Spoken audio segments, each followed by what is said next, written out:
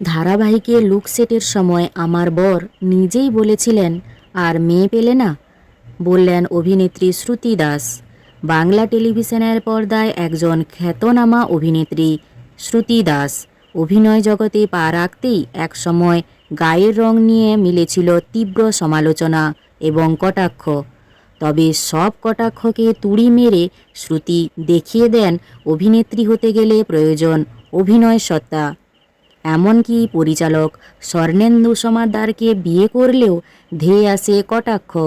শ্রুতিকে শুনতে হয় কাজ পাওয়ার লোভেই নাকি স্বর্ণেন্দু সমাদ্দারের সঙ্গে সম্পর্কে জড়িয়ে পড়েছিলেন।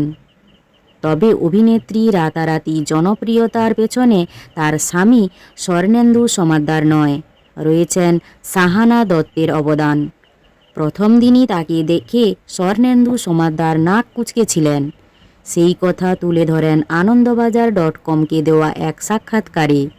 শ্রুতি জানান, প্রথম সিরিয়ালে যখন ঢুকেছিলাম তখন আমার লুকসেটের সময় আমার বরই ফটোগ্রাফারকে বলেছিলেন, আর মেয়ে পেলে না?